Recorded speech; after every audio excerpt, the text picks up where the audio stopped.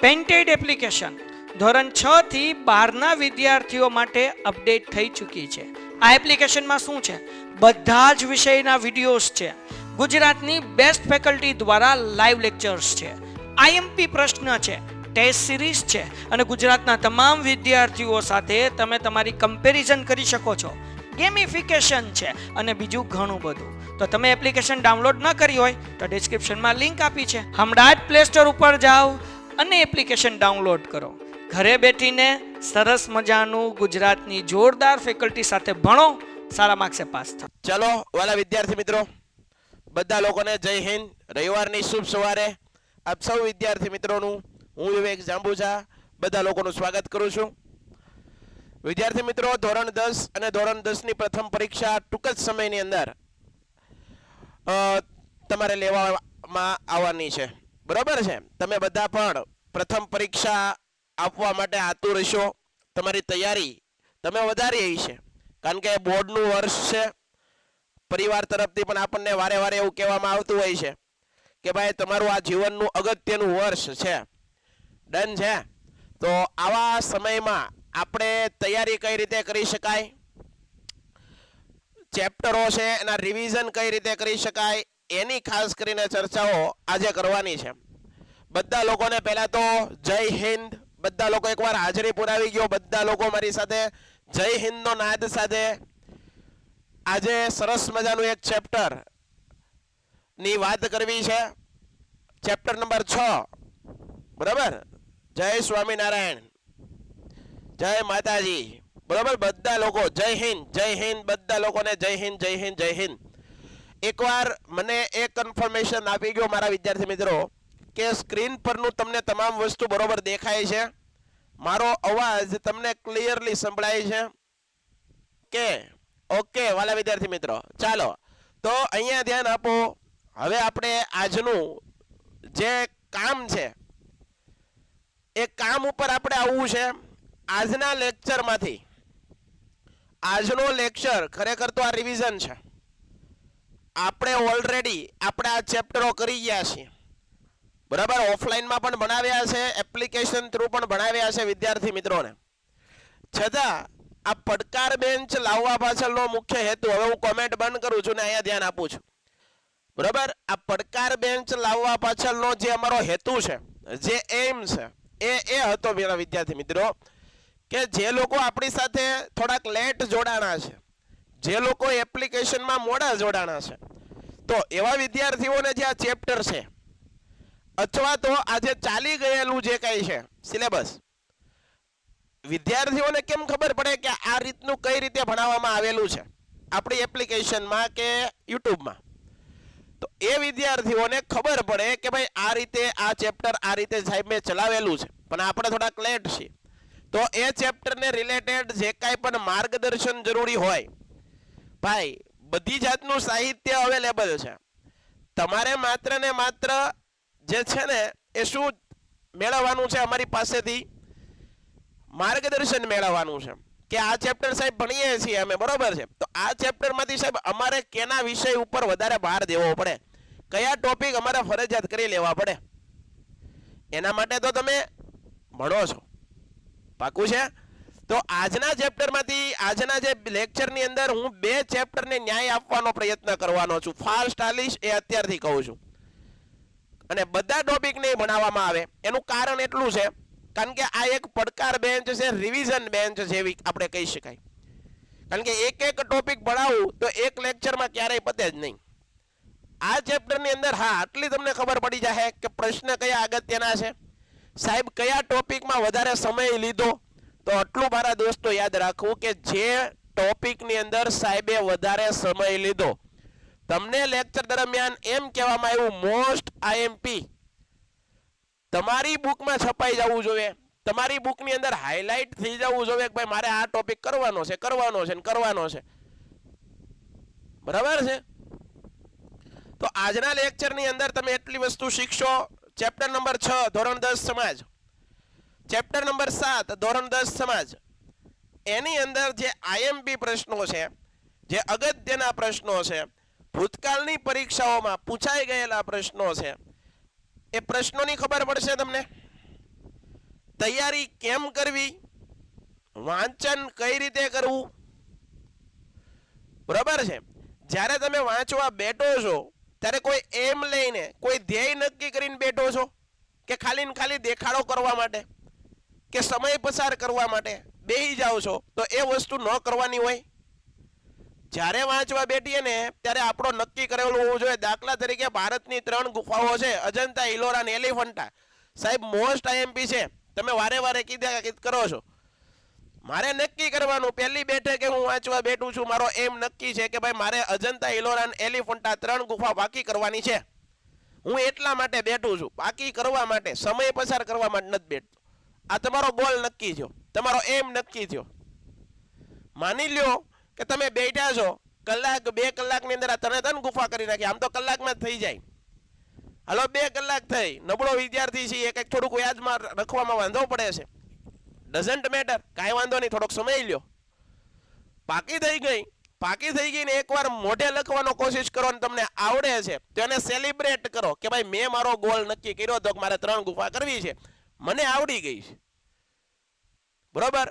તો હવે સેલિબ્રેટ કરો એને, તમારા ગોલને સેલિબ્રેટ કરો તો તમને થોડોક આત્મવિશ્વાસ વધે, થોડુંક મોટિવેશન મળે કે ભાઈ નહીં, મેં નક્કી કર્યું હતું, મેં કર્યું, બરોબર. એન્જોય કઈ રીતે કરવાનો, 2-5 મિનિટ આટો મારી લ્યો, મોબાઈલ જોઈ લ્યો, ઘડી કોઈક તમારા ફ્રેન્ડ સાથે વાત કરી લ્યો, પાછું 5-10 મિનિટ રિલેક્સ થઈ પાછો કોઈક નવો ગોલ બનાવો કે હવે વિજ્ઞાનના મારે 3 સવાલ પાકા કરવા છે. મારા વિદ્યાર્થી મિત્રો આવું કરશો તો તમને 100% પરિણામ તમારી ફેવરમાં આવશે. આવું કરશો તો આ કરવાનું છે, તમારે કહેવાનું છે અમારે, બરોબર છે. ને આવીને કોઈ કરી નહીં જાય. તમને કોઈ કોચિંગ ક્લાસ, કોઈ ગુજરાતની સારામાં સારી ફેકલ્ટી તમારું ભવિષ્ય નહીં બદલી જાય. ભવિષ્ય તો તમારે બદલવાનું છે. હા, એ તમને માર્ગદર્શન આપશે, એ તમને કયા રસ્તે ચાલો તો વધારે પરિણામ આપે એ ગાઈડ કરશે. હાલવાનું જ તમારે, માતા પિતા સુવિધા પૂરી પાડશે, કરવાનું છે તમારે. તો રવિવારનો આ મોટિવેશન મંત્ર યાદ રાખજો. જે કોઈ પણ મારા વિદ્યાર્થી મિત્રો છે એને ખબર છે કે સાહેબ લેક્ચર દરમિયાન આવું નવું કંઈક ને કંઈક ટિપ્સ આપતા હોય. આ ટિપ્સ તમારી બુકમાં નોટ થવી જોઈએ. ડન છે? તો આજની વાત શરૂ કરીએ. 6થું ચેપ્ટર છે મારા વિદ્યાર્થી મિત્રો, ભારતના સાંસ્કૃતિક વારસાના સ્થળો. આ સાંસ્કૃતિક વારસાના સ્થળોની અંદર તમે જુઓ, હું તમને એક પછી એક વસ્તુ દેખાડતો જાઉં છું, તમને ખબર પડશે કે ભાઈ જો આમાં આપણે કેટલી વસ્તુ ભણવાની છે. સાંસ્કૃતિક વારસાના સ્થળો એટલે કેવા સ્થળો કે જેની સાથે કંઈક આપણો ઇતિહાસ જોડાયેલો છે, જેનું નિર્માણ માણસે કર્યું છે. પ્રાકૃતિક વારસામાં પ્રકૃતિ દ્વારા નિર્માણ થયું, પણ સાંસ્કૃતિક વારસામાં જેનું નિર્માણ માણસે કર્યું છે. માણસે કેમ કર્યું? તો પોતાની બુદ્ધિ શક્તિ વાપરી, આવડત, કલા કૌશલ્ય, સમજદારી, સૂઝ, એની અંદર જે ઉગ્યું એણે ચિત્ર બનાવ્યું, એવું એને સ્થાપત્ય બનાવ્યા. તો આ સાંસ્કૃતિક વારસાના સ્થળો આ બધા આપેલા છે.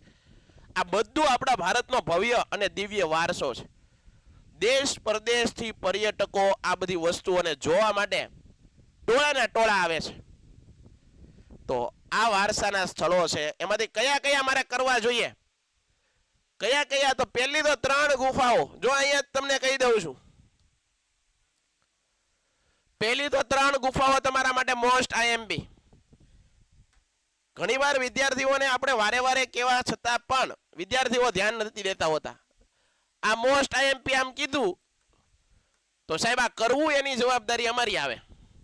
તમે અમને શીખવાડી ગયો પણ એનું અમારે રિવિઝન કરવું, બરોબર છે. વારે વારે એને યાદ રાખવાની કોશિશ કરવી, એ તો અમારે કરવાનું છે સાહેબ, બરોબર. તમે એમને કહો પણ કરવાનું તો અમારે છે. તો આ અજંતા, ઇલોરા, એલિફન્ટા 3 ગુફાઓ આપણને આવડવી જોઈએ. એના પછી દીકરાઓ વૈયાઓ જો કોણાર્કનું સૂર્ય મંદિર, વેરી મોસ્ટ આઈએમપી. સાથે સાથે ભલે આ ચેપ્ટરમાં મોઢેરાનું સૂર્ય મંદિર નથી દીધું, પણ આ મોઢેરાનું સૂર્ય મંદિર પણ પાકું કરી લેવું. એટલે 2 પ્રશ્ન આ થયા, 2, 4. મારી દ્રષ્ટિએ હું આઈએમપી કહું છું ભાઈ. એના પછી Qutub Minar, very most IMP. Lal Qila, most IMP, બરાબર છે, મોસ્ટ આઈએમપી. ત્યારબાદ ગુજરાતના સાંસ્કૃતિક વારસાના સ્થળો, આપણે ગુજરાતમાં રહીએ છીએ તો કરવા જોઈએ. અને ભારતમાં તીર્થ સ્થાનો, તો પેલા તો આનો સ્ક્રીનશોટ પડી જવો જોઈએ. સાહેબે કેટલા પ્રશ્ન અમને આઈએમપી કીધા છે, મોસ્ટ આઈએમપી માં કહું છું. ઘણા વિદ્યાર્થીઓ એમ કે સાહેબ તમે ખજુરાહો મંદિર ને કેમ ન કર્યું, અમારે વાંચવાનું નહીં. વાંચવાનું ભાઈ, વાંચવાનું, બધું વાંચવાનું. પણ આ તો તમે મોસ્ટ આઈએમપી કહો છો, તો મારી દ્રષ્ટિએ આટલા હું પ્રશ્ન કહું છું. કેટલા લોકોને ક્લિયર થાય છે? હાલો ઝડપથી, ક્લિયર કેટલાને થાય છે? સાથે સાથે નોટ ડાઉન કરતા જજો, હું ધીમે ધીમે હાલીશ.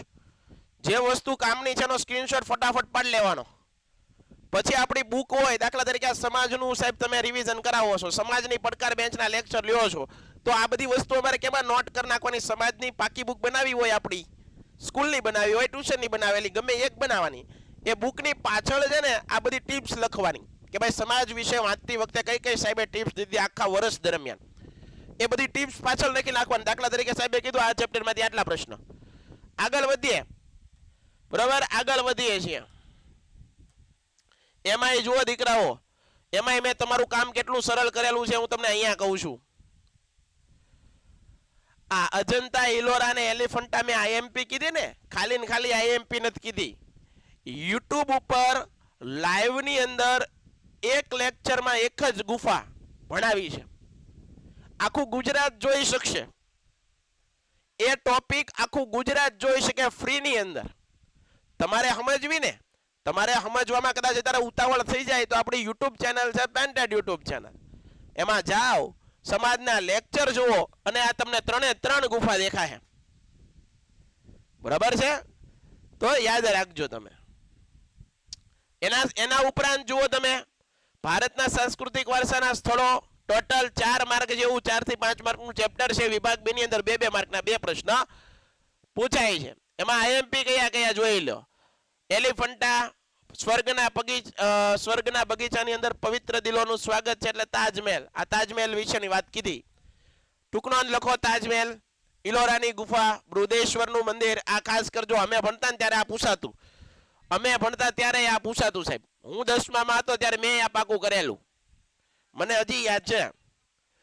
દિલ્હીનો લાલ કિલ્લો પૂછાય જ છે. 500 રૂપિયાની ચલની નોટમાં કયું સ્થાપત્ય છે એવો કરીને પ્રશ્ન પૂછાય, તમને આવડવું જોઈએ. ત્યારબાદ ફતેહપુર સિકરી, હુમાયુનો મકબરો, હમ્પીનગર, કૈલાસ. આ કૈલાસ મંદિર છે ને, જ્યારે તમે ઇલોરાની ગુફા ભણતા હો ને, ઇલોરાની ગુફા, આ ઇલોરાની ગુફાની અંદર જ આવે કૈલાસ મંદિર. બહુ જ ડિટેલની અંદર, ડેપ્થની અંદર યુટ્યુબ ઉપર લેક્ચર છે આખો. આનો જોઈ લેવાનો, નો સમજાય તો. બરાબર, ઇલોરાની ગુફાનો આખો લેક્ચર આપેલો છે યુટ્યુબ ઉપર આપણી, એમાં જોઈ લેવાનો, નો સમજાય ભણી લેવાનું. ન્યા અજંતાની ગુફાઓ, કોણાર્કનું સૂર્ય મંદિર, જો સાથે સાથે મેં મોઢેરાનું કરાવેલું છે. દિલ્હી ખાતે આવેલો કુતુબ મિનાર, ભારતમાં આવેલા તીર્થસ્થાનોનો પરિચય, પાટણમાં પ્રાચીન સ્થાપત્યો સમજાવો, ખજુરાહોના મંદિર વિશે ટૂંક નોંધ લખો. તો વાલા વિદ્યાર્થી મિત્રો, તમને આ ચેપ્ટરમાંથી એટલી તો ખબર પડી ગઈ કે મારે કયા ટોપિક ઉપર વધારે ધ્યાન દેવાનું છે.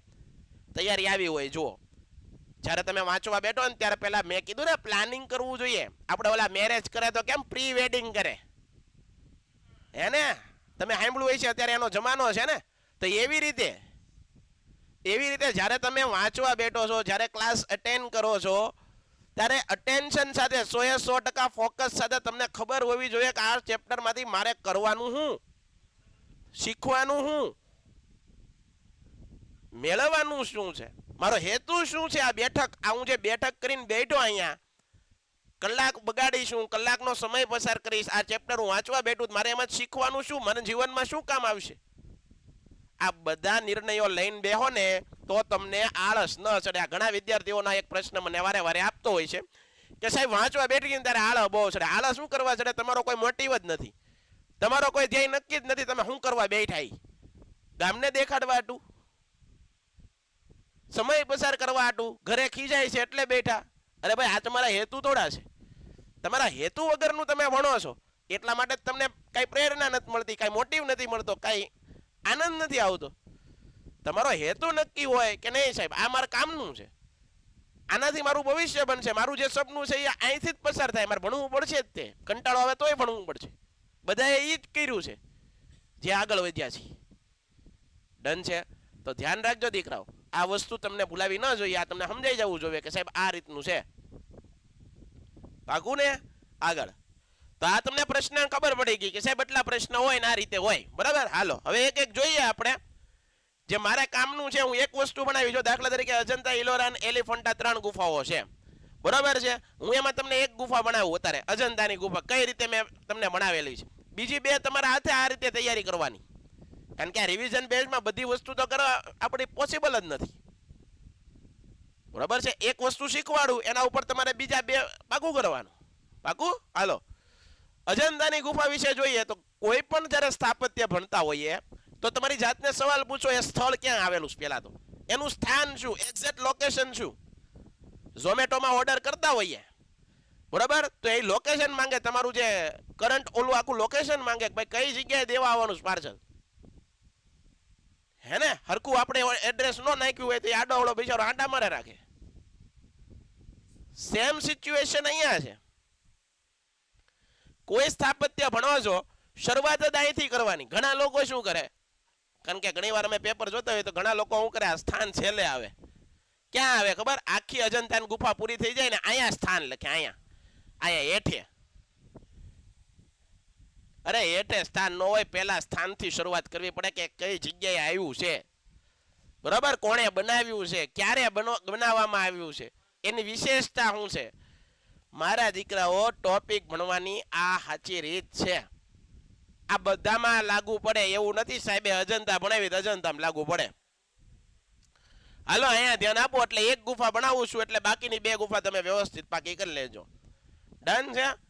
આની હું પીડીએફ મેં મોકલેલી જ છે, છતાં તમારે જોતી હોય તો મોકલી દઈશ. બરોબર છે? આમાં કાંઈ વાંધો નથી. તમારે વાંચવું છે, તમારે વ્યવસ્થિત તૈયારી કરવી છે, તો એના માટે તો અહીંયા અમે બેઠા છીએ ને. જે કાંઈ પણ મૂંઝાવ છો ત્યાં આવો અમારી પાસે. બાકી તૈયારી હું હજી કહું છું, તૈયારી તમારે જ કરવાની છે. તમારા દિવસો કોઈ બીજો આવીને નહીં સુધારી જાય. આટલામાં સમજાય મારા દીકરાઓ? આટલામાં તમને સમજાય? આ સાહેબના સુસ્પષ્ટ શબ્દોમાં તમને કહી દીધું, આપણું ભવિષ્ય બહારનો કોઈ આવીને નહીં સુધારી જાય, નહીં સુધારી જાય, નહીં સુધારી જાય. તું જ તારો દીપક થા, આત્મો દીપો ભવ. ભગવાન બુદ્ધ સૂત્ર આપેલું, આત્મો દીપો ભવ. પોતાનું કલ્યાણ પોતે કરવું પડે.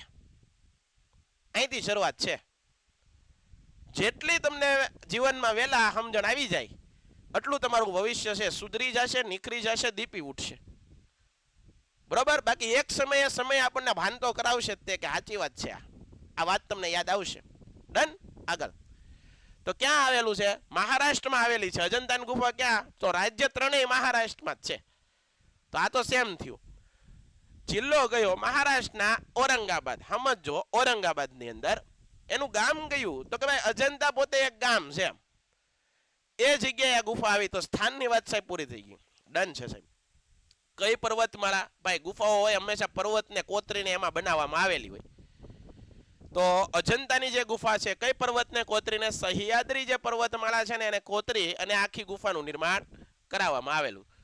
હાલો એ સાહેબ અમને સમજાઈ ગયું. એની આકાર કેવો છે? ઘોડાની નાળ જેવો. ઘોડાની નાળ કેવી હોય? યુ આકારની હોય. તો એ રીતે આખી ગુફા છે. તો આ 3 વસ્તુ સમજાઈ ગઈ.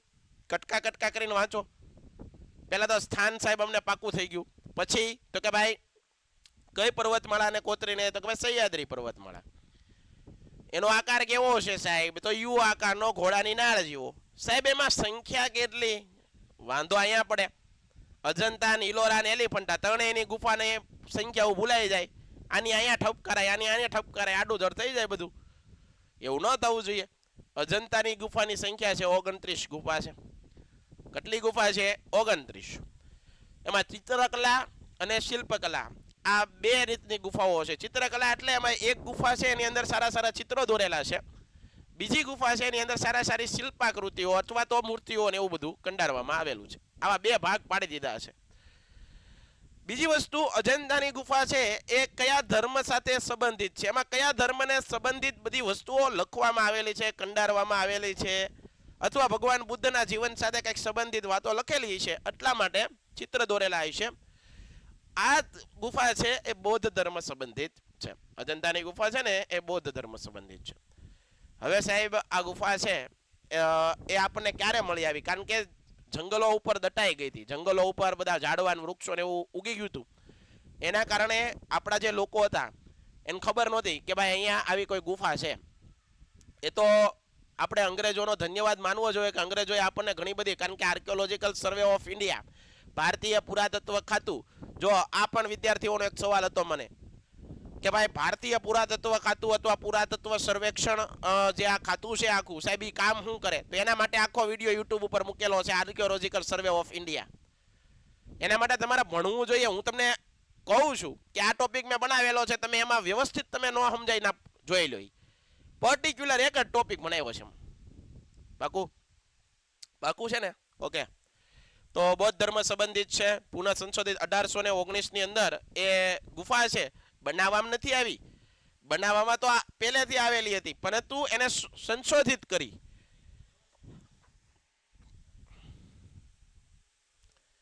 એનું નામ હતું અંગ્રેજ અધિકારી જ્હોન સ્મિથ. આ જ્હોન સ્મિથ નામનો અંગ્રેજ અધિકારીને આ ફરતો હોય છે, આંટો મારતો હોય છે, અને એને આ ગુફા જડી અને એને પછી આપણને આપી. સાહેબ આની વિશેષતા શું? બરોબર સમજો. અજંતાની ગુફા છે, એની વિશેષતા શું?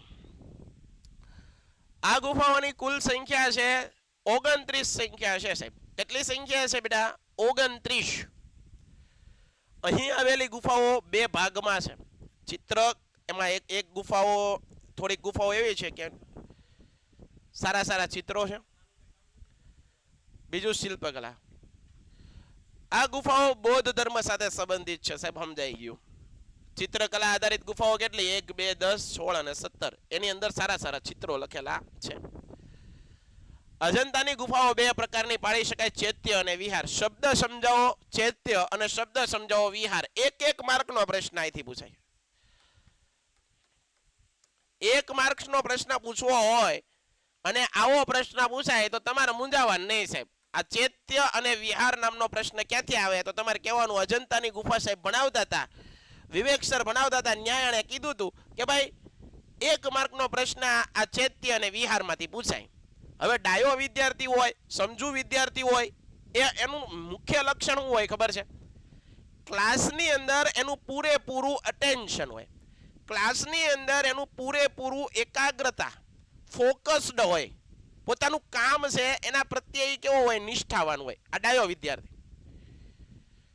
બીજી વસ્તુ, જે સમજુ ડાયો વિદ્યાર્થી છે, જેને ખરેખર ભણવાની ઈચ્છા છે, એ વિદ્યાર્થી સાહેબનો પડ્યો બોલ ઝીલતો હોય, એક શબ્દ છે પોતાના મગજની અંદર ઉતારતો હોય. દાખલા તરીકે મેં અહીંયા કીધું અજંતા અને ઇલોરાની ગુફાની અંદર ચૈત્ય અને વિહારમાંથી પ્રશ્ન પૂછાવા લાયક છે, તો એ વિદ્યાર્થી શું કરશે ખબર? પોતાની બુકની અંદર જ્યાં અજંતાની ગુફાઓ લખેલી હશે ત્યાં લખી નાખશે. અહીંયા ગમે એ અલગ પેનથી નોટિસ કરશે કે આ પ્રશ્ન મારે પાકો કરવાનો છે, પૂછાય છે, સાહેબે કીધેલું.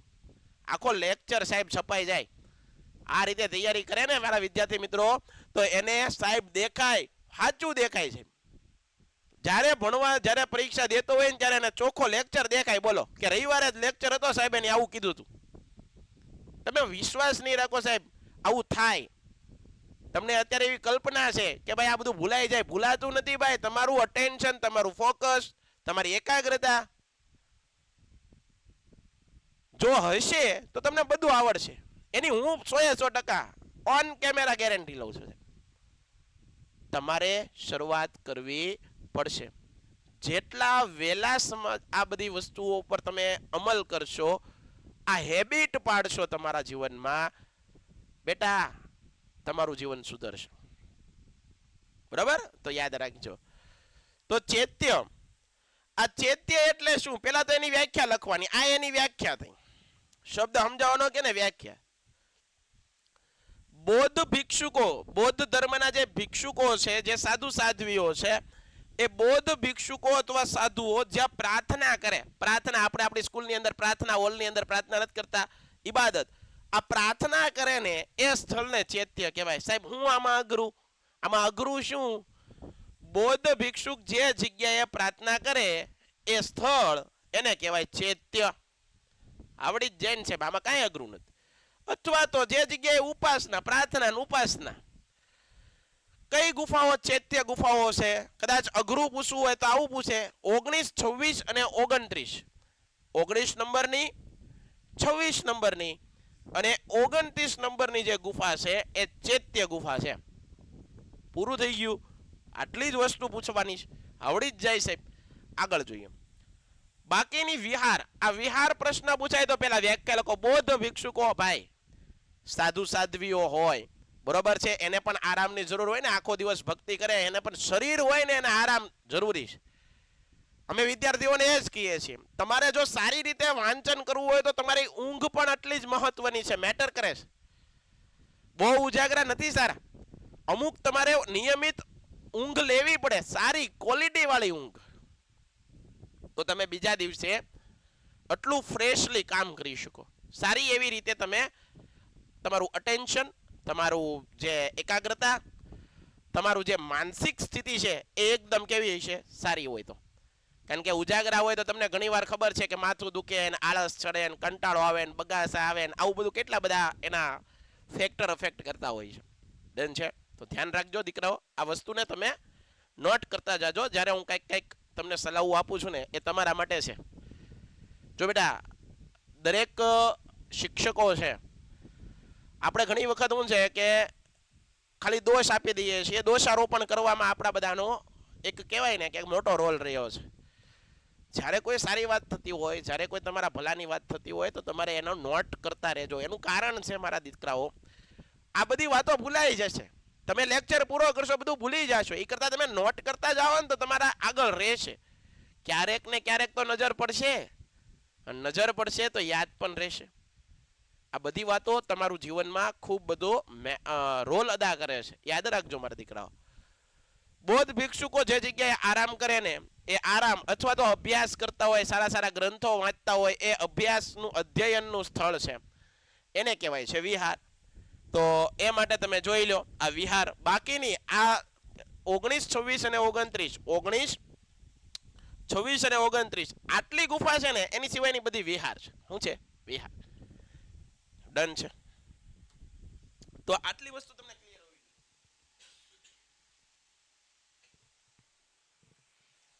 કેટલા લોકોને ક્લિયર છે? કેટલા લોકોને ક્લિયર છે ભાઈ? હેલો,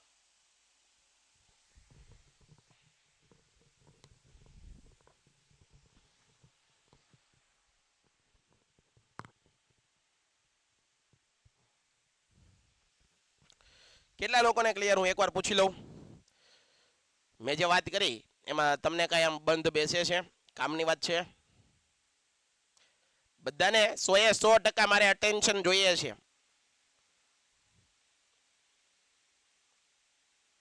ઓકે, તો આમ જે વાત કરી બેટા, એ મેં તમને અજંતા ગુફાની વાત કરી. કેની વાત કરી? જોઈ લો, અજંતાની. એવી જ ગુફા તમારા માટે એક આઈએમપી છે, આ ઇલોરાની ગુફા. એ તમારે કરી નાખવાની. કરી નાખશો કે નહીં કરો?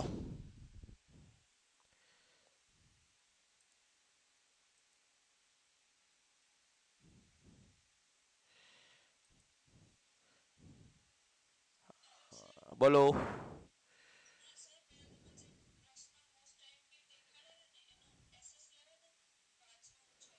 ઓકે,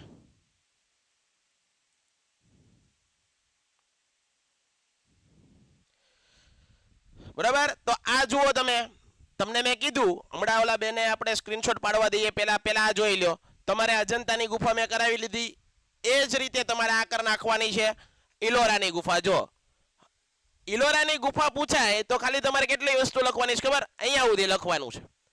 પરંતુ કૈલાસ મંદિર પૂછાય તો એના વિશે જો બધી આ માહિતી લખેલી છે, આ બધી માહિતી, બરાબર. પછી મેં તમને આવી રીતે ડિવાઈડ કરેલું છે, પાર્ટ પાડેલા છે, સમજાવેલું છે. એવી જ રીતે તમારે આ કરી નાખવાની છે એલિફન્ટા. તો આ ત્રણેય ગુફાઓ જો આ રીતે મેં અલગ પાડી દીધું છે, બુલેટ પોઈન્ટ આપેલા છે, કોષ્ટક આપેલું છે. જે કાંઈ પણ મારીથી બનતી, જે મારી બુદ્ધિ હાલતી હતી, જે મારી સમજ હતી, એ સમજ પ્રમાણે મેં તમને શીખવાડવાની. હું જે રીતે તૈયારી કરું છું, હું ખરેખર જે ટોપિક ભણું છું એ આ રીતે હું તૈયાર કરતો હોઉં છું. મેં તમને કીધું જે મારી સમજ શક્તિ છે એને અનુરૂપ. તમારે કઈ રીતે કરવી એ તમારે જોવાનું. હું તમને રસ્તો દેખાડી શકું છું, ચાલવાનું છે તમારે. આ તમે યાદ રાખી લેજો. તો આ 3 ગુફા તમારા થઈ જવી. હવે ઘણા લોકો એમ કહે છે સાહેબ આ 2 ગુફા તમે નથી ભણાવી, અથવા અત્યારે તમે લેક્ચરમાં નથી ભણાવતા. ભાઈ રિવિઝન છે, મેં તમને પહેલા કીધું બધી વસ્તુ નહીં જ કરાવું. આ 2 ગુફા તમને નથી સમજાણી. જે લોકો નવા છે એ નથી ભણ્યા તો યુટ્યુબ ઉપર જાઓ, મારા લેક્ચર જોઈ લો. 2 ગુફાના અલગ જ લેક્ચર છે, 3 ગુફાઓ આપેલી છે. કરવું તો પડશે ને, કરવું પડશે. આપણે નહીં કરીએ તો નહીં મેળ આવે. બધું સાહેબ કરે, બધું સાહેબ ખવડાવી દે એ તો કોઈ દી શક્ય જ નથી. સાથે સાથે તમારું પણ યોગદાન, સહકાર, સાથ આ બધું હોવું જોઈએ ભણવા માટે. હવે આપણે પહેલા સ્ક્રીનશોટ પાડવા જે ઓલા કહેતા હતા એ સ્ક્રીનશોટ પાડી લો મારા દીકરાઓ. હાલો અહીંયા ધ્યાન આપો. લ્યો હું આ સ્ક્રીન થોડીક નાની કરી નાખું એટલે કદાચ. ચાલો આનો સ્ક્રીનશોટ પાડી લો. ઉભા રહ્યો એક જ મિનિટ. પાડી લો આ પ્રશ્નોનો.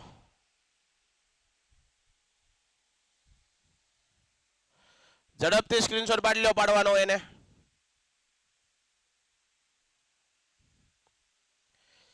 ચાલો આગળ.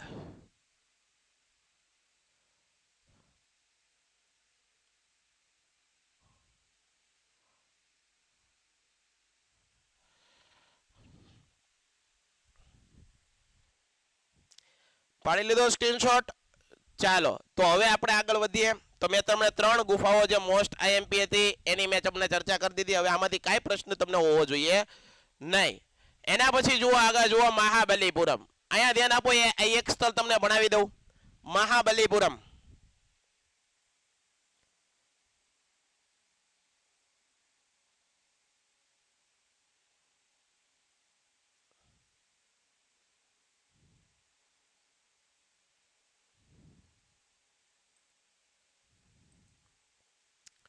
આ એક ચેપ્ટર લઈ લો. જો મહાબલીપુરમ આ કઈ જગ્યાએ આવેલું છે? તમિલનાડુની અંદર આવેલું છે. ક્યાં આવેલું છે? તમિલનાડુ.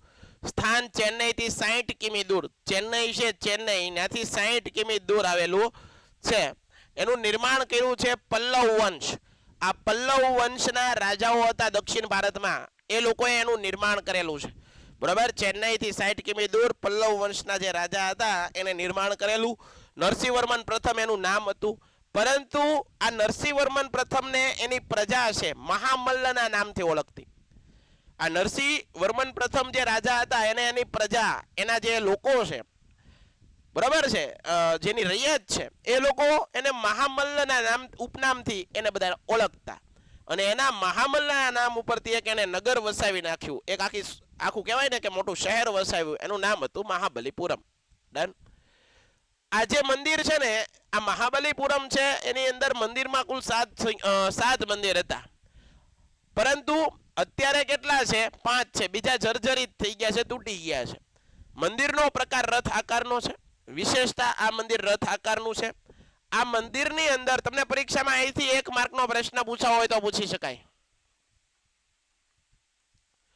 હાસ્ય મુદ્રામાં દાંત કાઢતા હોય, સ્માઇલ કરતા હોય. કારણ કે કૃષ્ણ ભગવાન છે, વિષ્ણુ ભગવાન છે, એ તો સ્માઇલના દેવતા છે. એનું મોઢું ક્યારેય પડેલું નહીં હોય. કોઈ ભગવાનની મૂર્તિ જોજો તમે,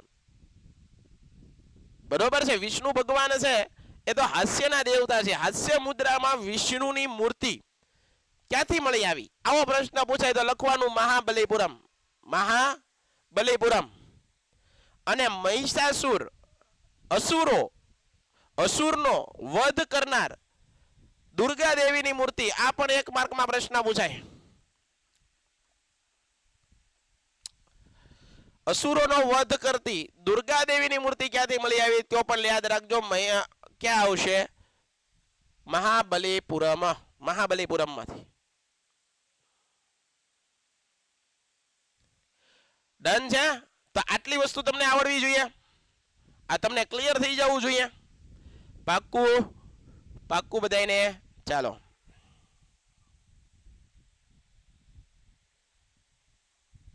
તો આ વાત કરી મહાબલીપુરમ. બરાબર. આગળ પછી જુઓ ખજુરાહોનું મંદિર છે. આ પણ પરીક્ષામાં પૂછાય તો તમારે કઈ અઘરું કરવાનું નહીં, આવડી જવું જોઈએ આપણને. બરાબર. ખજુરાહોનું મંદિર ક્યાં આવેલું છે? તો અહીંયા ધ્યાન આપો બધા. ખજુરાહોનું ફાસ આલું છું તમારે પાકું કરી લેવાનું. મધ્યપ્રદેશ રાજ્ય એનો છત્તરપુર જિલ્લો, મધ્યપ્રદેશ છત્તરપુર, અને એનું ખજુરાહો નામનું સ્થળ. અહીંથી ખરા ખોટામાં એક પ્રશ્ન પૂછાય છે, 1 માર્ક અહીંથી તમને મળે. મધ્યપ્રદેશના છત્તરપુર અને એની અંદર ખજુરા આવેલું છે. મધ્યપ્રદેશના છત્તરપુરની જગ્યાએ જબલપુર લખી નાખે તો સાચું કે ખોટું? ખોટું આવે. શું આવે? ખોટું. કારણ કે ખજુરાહોનું મંદિર તો ક્યાં આવેલું છે? મધ્યપ્રદેશ, અને એનું છત્તરપુર. જો આને કહેવાય અટેન્શન, આને કહેવાય ફોકસ, આને 100% પ્રેઝન્સ ઓફ માઇન્ડ કહેવાય. આવી રીતના પ્રશ્ન પૂછાય. હું તમને ચોખ્ખું એક માર્ક ભેગો કરાવું છું. અહીંથી જ પ્રશ્ન પૂછાય છે. મધ્યપ્રદેશના જબલપુરની અંદર ખજુરાહોનું મંદિર આવેલું છે. વિધાન સાચું છે કે ખોટું? તો મધ્યપ્રદેશ આવે ને તો છોકરા એમ કે હા મધ્યપ્રદેશ સાચું. પાછળ ન જોવે જબલપુર છે કે છત્તરપુર. જવાબ શું આવે? છત્તરપુરમાં આવેલું છે. મધ્યપ્રદેશ, છત્તરપુર અને એનું ખજુરાહો નામનું સ્થળ એ આવેલું છે. એનું નિર્માણ કોણે કરાયું? બનાવ્યું કોણે? બનાવ્યું તો કે ભાઈ ઈસવીસન 905 થી 1050. ઈસવીસન 905 થી 1050 ની અંદર ચંદેલ રાજાઓ હતા. ચંદેલ, આ ચંદેલ રાજાઓ છે, અને એની અંદર એક ચંદેલ હતા, એનું નામ હતું ચંદ્રવર્મન. આ ચંદ્રવર્મને નિર્માણ કરાવ્યું. યાદ રાખી લેજો, ચંદ્રવર્મને નિર્માણ કરાવ્યું. સાહેબ વિશ્વ વારસાના સ્થળો વર્લ્ડ હેરિટેજ યુનેસ્કોએ ક્યારે જાહેર કર્યું? 1986 ની અંદર. કુલ મંદિરો કેટલા? ખજુરાહોની અંદર કેટલા મંદિરો? 80 મંદિરો. કેટલા? 80 મંદિરો. હાલમાં હયાત મંદિરોની સંખ્યા કેટલી? 25. મંદિર કઈ શૈલીમાં? મંદિરનું નિર્માણ કઈ શૈલીમાં થયું? નાગર. આ મંદિરનું નિર્માણ કયા પથ્થરમાંથી? ગ્રેનાઇટ પથ્થરમાંથી. પરીક્ષામાં 1 માર્કનો પ્રશ્ન અહીંથી પૂછાય છે. ધ્યાન આપજો. તમને હું ખાલી ને ખાલી કહેતો નથી, હું તમને એ પણ કહું છું પ્રશ્ન ક્યાંથી પૂછાતા હોય છે. આ મંદિરનું નિર્માણ કયા પથ્થરમાંથી? નીચેનામાંથી કયા મંદિરનું નિર્માણ ગ્રેનાઇટ પથ્થરમાંથી કરવામાં આવેલું છે? નીચેનામાંથી કયા મંદિરનું નિર્માણ ગ્રેનાઇટ પથ્થરમાંથી કરવામાં આવેલું છે? આ પ્રશ્ન બનાવ્યો મેં. કોણ આવશે? ગ્રેનાઇટ પથ્થરમાંથી બનાવવામાં આવેલું છે ખજુરાહોનું મંદિર. એની વિશેષતા શું ભાઈ? તો આ તમારા વિશેષતા યાદ રાખી લેવાની છે. 64 યોગિનીનું મંદિર નીચેનામાંથી કયા સ્થાપત્યમાંથી મળી આવ્યું? 64 યોગિની. આ 64 યોગિનીનું મંદિર નીચેનામાંથી કયા સ્થાપત્યમાંથી મળી આવ્યું છે? એ તમને ખબર હોવી જોઈએ. એની આપણને ખબર હોવી જોઈએ. ચાલો સ્ક્રીનશોટ પાડી લો એનો.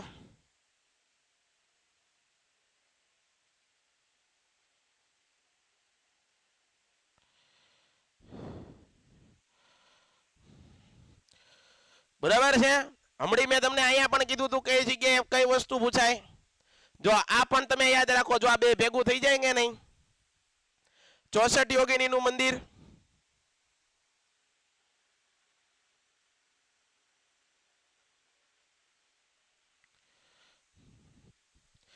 હાલો પાકું? તો આ વસ્તુ બાકી થઈ ગઈ. તમને 1 માર્ક ભેગા કરવાના છે. આગળ વધીએ. આ વસ્તુ ક્લિયર થઈ ગઈ. ઝડપથી આગળ વધીએ. કોણાર્કનું સૂર્ય મંદિર.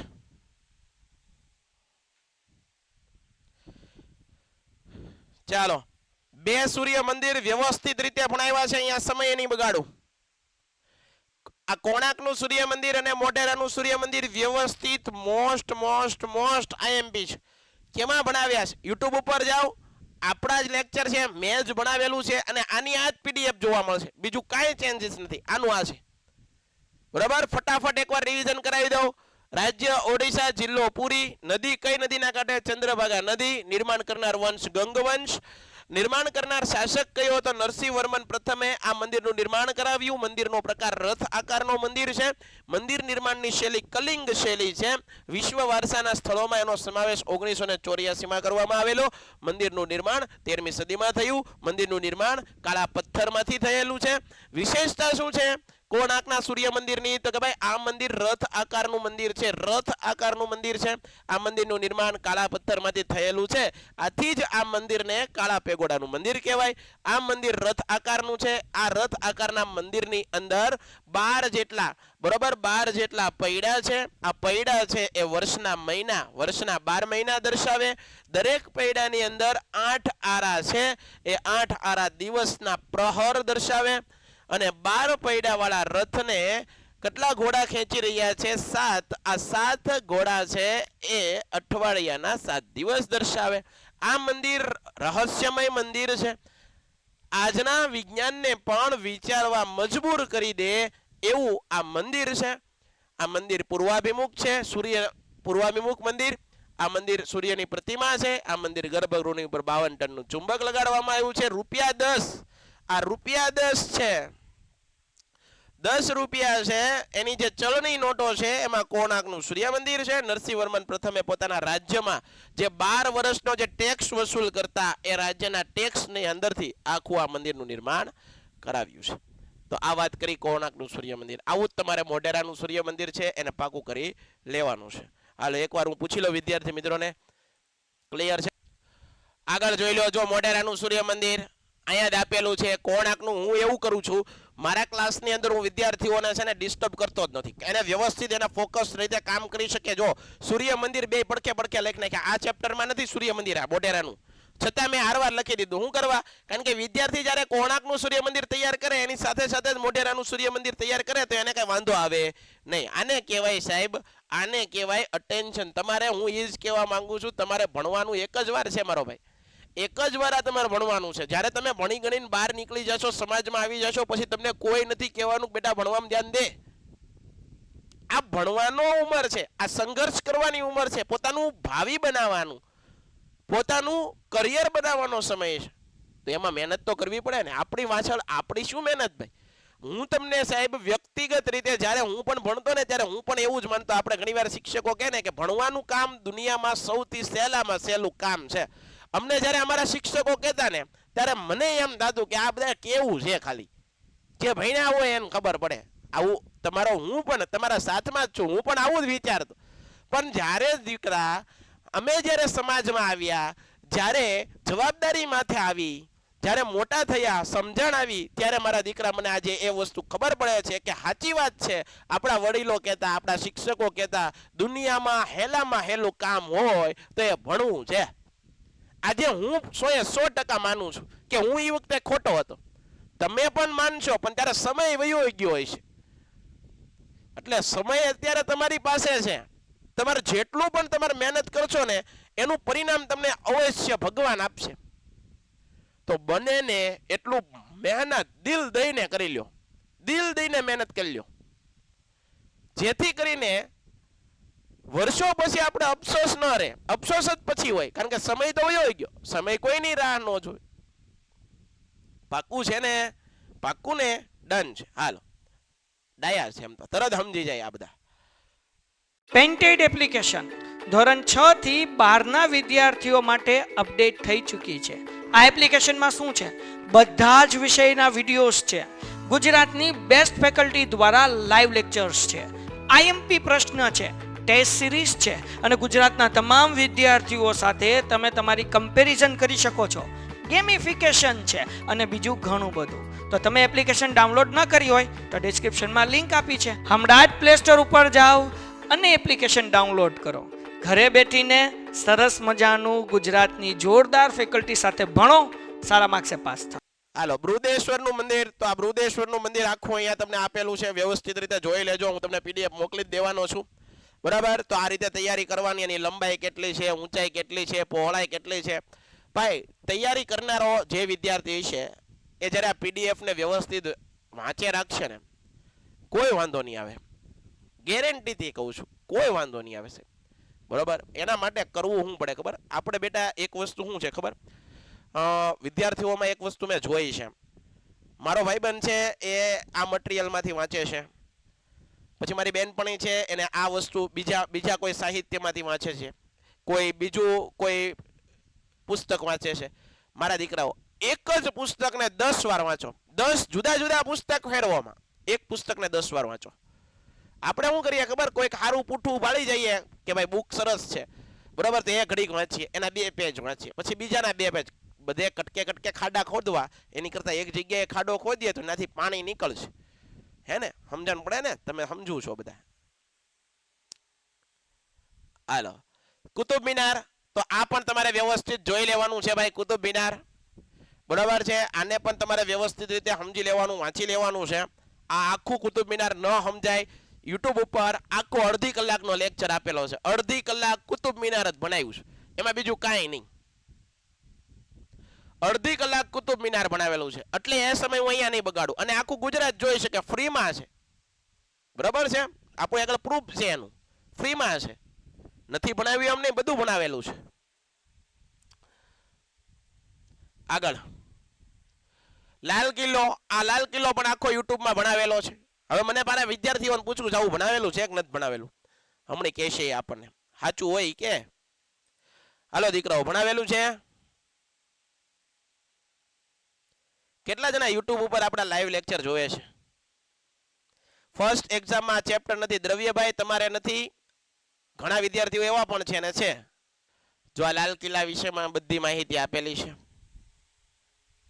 આ બધું મેં વધારાનું થોડુંક નોલેજ જ્યારે વિદ્યાર્થીઓને ભણાવતો હોય ત્યારે આ બધી થોડીક વધારાની થોડીક માહિતીઓ પણ હું વિદ્યાર્થીઓ સાથે શેર કરતો, જેથી કરીને આગળના સમયની અંદર વિદ્યાર્થીઓ મૂંઝાય નહીં, એને એમ ન થાય કે સાહેબે અમને કંઈક વધારાની માહિતી ન કીધી. તો આ રીતે બધી વસ્તુ મેં તમને આ ચેપ્ટરમાં ભણાવેલી છે. બરોબર, તાજમહેલ એક ભણી લેજો તમે. બરોબર, તાજમહેલનો વિડીયો એક આપણે યુટ્યુબમાં બાકી છે, હું તમને વ્યવસ્થિત રીતે કરાવી દઈશ, એમાં કાંઈ વાંધો નથી. તો આ રીતે મારા દીકરાઓ, આ તમારું 6થું ચેપ્ટર છે, એમાં આ બધી વસ્તુઓ તમારે કરવાની રહેશે. હાલો, ડન છે. હવે આપણે જે ચેપ્ટર શરૂ કરવું છે એ આપણે 7મું ચેપ્ટર. જો પરીક્ષા આવે ને ત્યાં લગનમાં બધું ક્લિયર થઈ જાય, ચિંતા કરોમાં. ઘણા લોકો એમ કહે છે 14મું ચેપ્ટર લાવો, ઘણા લોકો એમ કે 15મું ચેપ્ટર લાવો, બરાબર છે. હું મારી રીતે મારા પ્લાનથી બધું હાલું છું, ચિંતા કરતા નહીં, આવી જશે તમારું ચેપ્ટર. બરાબર, તમે ખાલી જેટલું કરાવું છું એ બધું ધ્યાન રાખો. આ 7મું ચેપ્ટર હવે જોઈ લો આજે. બરાબર, ઘણા લોકો કહે છે પરીક્ષામાં નથી, પ્રથમ પરીક્ષામાં કાંઈ વાંધો નહીં, અત્યારે તમે જોઈ લો, તમારા ચેપ્ટર બધા થઈ જાય. 14મું 15મું ચેપ્ટર, બરાબર, 15મું ને 16મું ચેપ્ટર આવી જાય છે, 8 9મું ચેપ્ટર આવી જાય છે, અને 10મું ચેપ્ટર કૃષિ તો હાલે જ છે. બરાબર, બાકી વધારે રહેતા નથી. હજી તમારી પરીક્ષા 3જી તારીખે છે. ઘણા લોકોને, કેટલા લોકો, બધા લોકોને પ્રથમ પરીક્ષા ક્યારે છે? હાલો પહેલા અહીંયા પૂછી લઉં, પ્રથમ પરીક્ષા ક્યારે છે? 3જી ને 10મી, બરાબર છે. હજી ઘણો સમય છે. બરાબર, આપણે પાઠ લઈ લેશું. કયા કયા ચેપ્ટર છે? હાલો બધા કહો તો મને, પ્રથમ પરીક્ષાનો સિલેબસ કહી ગયો તો એકવાર. ઓકે, તો હવે જો આપણે કેટલા બાકી છે ખબર? અત્યાર સુધીમાં 1 થી 5 તો થઈ ગયા છે. 8 9 10 15 16 ને 17, 8 9. કાલે 8મું ચેપ્ટર, કાલે 8મું ચેપ્ટર, પરમદી 9મું ચેપ્ટર. અહીંયા ધ્યાન આપો, અહીંયા ધ્યાન આપો. કાલે 8મું ચેપ્ટર, પરમદી 9મું ચેપ્ટર. ડન છે, એ થઈ જાય. કેટલા લોકો ક્લિયર છો? ક્લિયર કેટલા? આ જે લોકો એકની એક વાત કરે છે ને, મને પીડીએફ મોકલો, પીડીએફ મોકલો, પીડીએફ મોકલો, આ રીતે હું ક્યારેય પીડીએફ નહીં મોકલું. આ પહેલી વાત તમને કહું છું, સમજાય છે? પહેલી વસ્તુ તમને કહું છું, પીડીએફ આ રીતે હું નહીં મોકલું.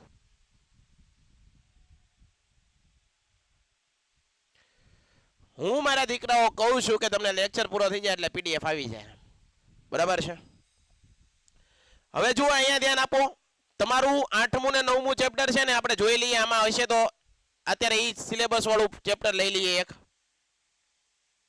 15 16 ચેપ્ટર છે, 15મું ને 16મું ચેપ્ટર.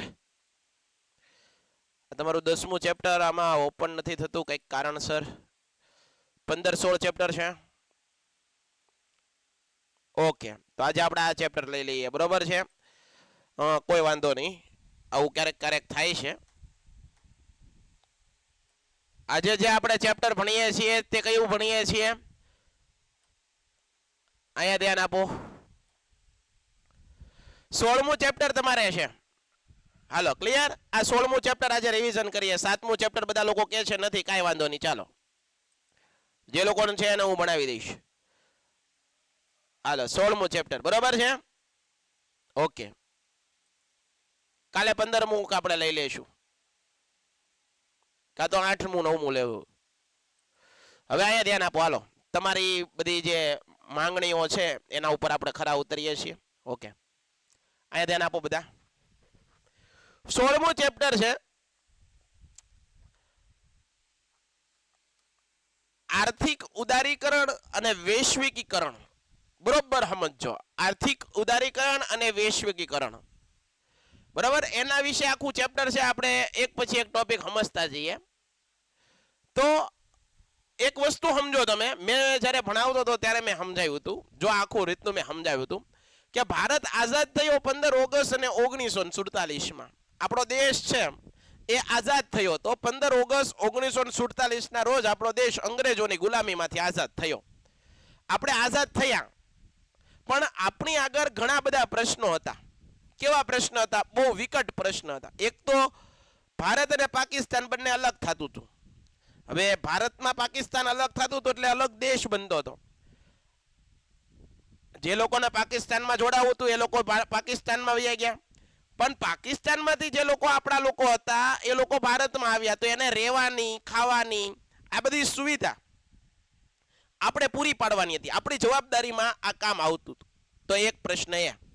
બીજું, ભારત આઝાદ થયો ત્યારે ભારતમાં કેટલા રજવાડાઓ હતા? 562 જેટલા દેશી રજવાડાઓ હતા. આ બીજો પ્રશ્ન, એને બધાને એક કરવા પડે, એ બીજો પ્રશ્ન. ત્રીજો પ્રશ્ન, અંગ્રેજો શાસન કરતા હતા આપણને આઝાદી આપી એ પહેલા. તો આ અંગ્રેજોએ આપણને ઓલું કેમ ચૂસાઈ ગયેલા ગોટલા જેવી હાલતમાં મૂકીને ગયા હતા. કારણ કે જે કેરીમાં જે રસ હોય એ રસ બધો ચૂસી લીધો હતો એને. આપણને ગોટલા, ખાલી ગોટલા જેવા કરીને ગયા હતા. કારણ કે આપણને કહેવાય ને બધી રીતે આપણને ત્રાસ આપ્યો હતો. આર્થિક રીતે, માનસિક રીતે આપણા દેશની હાલત કંગાળ થઈ ગઈ હતી. આપણો દેશ કંગાળ બની ગયો હતો અને પછી અંગ્રેજો ગયા ભારતમાં.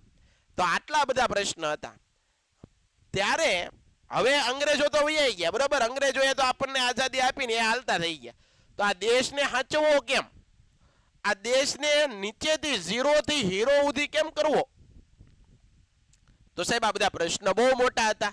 આ પ્રશ્નનું સમાધાન કરવું એ તો બહુ અઘરું હતું. આપણે તો આજે વાતો કરીએ, પણ વાતો કરવામાં નહીં, એ ખરેખર એનો નિર્ણય લેવામાં બહુ અઘરું, સમય લાગે એવું હતું. બરાબર. તો દેશનો આર્થિક વિકાસ, દેશમાં કંઈક પૈસા આવશે તો કંઈક દેશમાં જુદી જુદી સુવિધાઓ પૂરી પાડશું, આર્થિક વિકાસ કરી શકશું. તો આવા મોટા પ્રશ્નો આપણા દેશમાં હતા. પછી સરકાર છે એ દેશનો વિકાસ આગળ કરવા માટે પ્રયત્ન કરવા માંડી. શું કરવા માંડી? પ્રયત્ન. કારણ કે એ સમયે તો ઇન્ડિયન નેશનલ કોંગ્રેસ હતું, બરાબર, કોંગ્રેસની સરકાર. આજે ભાજપની સરકાર. એમ ત્યારે આઝાદી વખતે કોંગ્રેસ ને મુસ્લિમ લીગ બે જ હતા. મુસ્લિમ લીગ તો વયું કોંગ્રેસ. તો આ કોંગ્રેસે પ્રયત્ન કર્યા. કોંગ્રેસ દર વર્ષે 5 વર્ષ માટે કંઈક યોજનાઓ બનાવતી. આજે જ આમ સરકાર યોજના બનાવે એમ ત્યારે પણ સરકાર હંમેશા પ્રયત્ન કરે.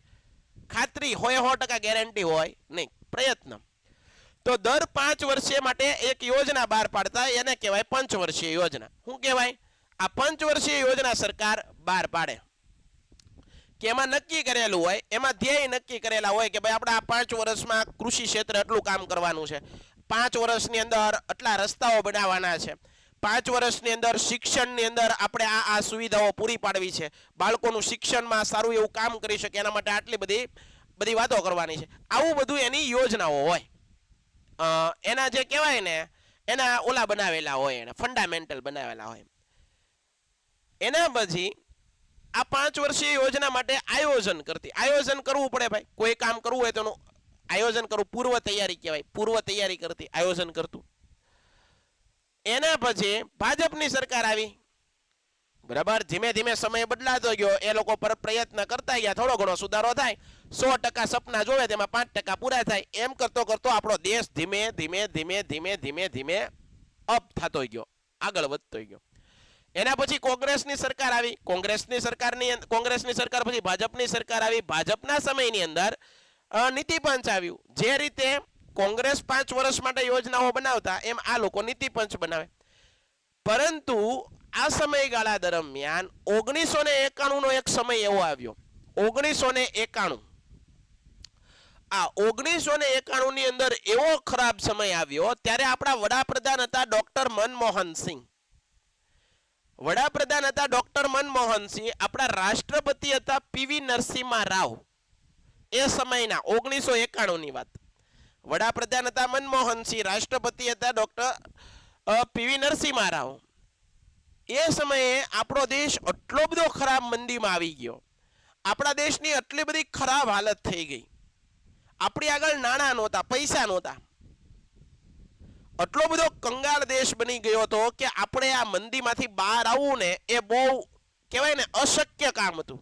બધા લોકો હથિયાર મૂકી દીધા હતા કે ભાઈ હવે આપણે આ દેશ આગળ આવશે નહીં, હવે આપણે પૂરું થઈ ગયું આપણું. 2 અઠવાડિયા સુધી ચાલે એટલું આપણી આગળ ખાલી ધન હતું, નાણું હતું. ખાલી 2 જ અઠવાડિયા સુધી આપણા દેશને ચલાવીએ કે એટલું જ આપણા પૈસા હતા. એટલે હાવ ખાલી થઈ ગઈ હતી. આપણી તિજોરીઓ છે હાવ ખાલી થઈ ગઈ.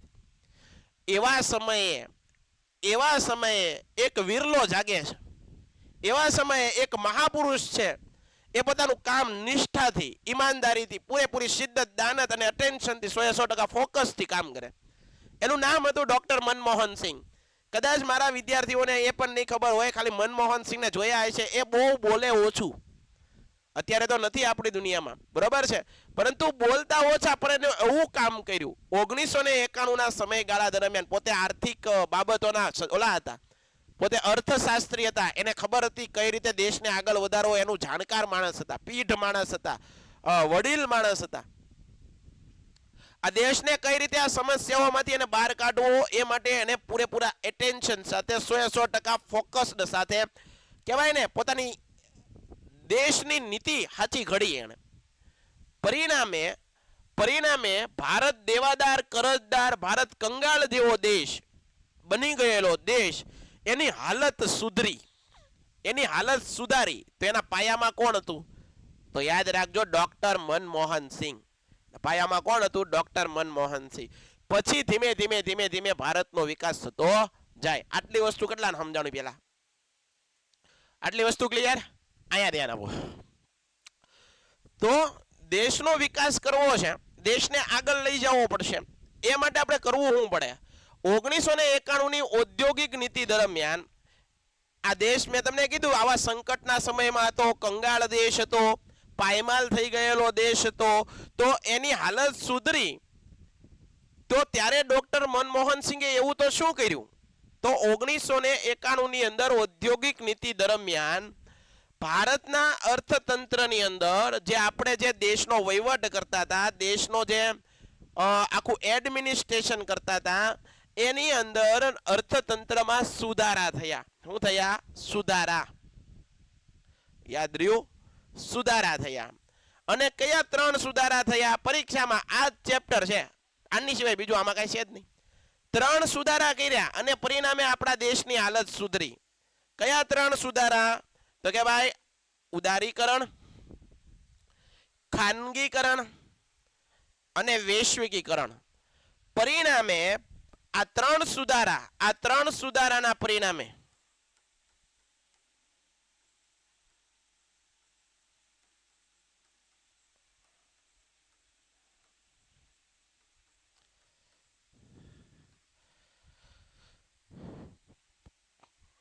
કંગાળ દેશ આપણો કંગાળ બની ગયો હતો.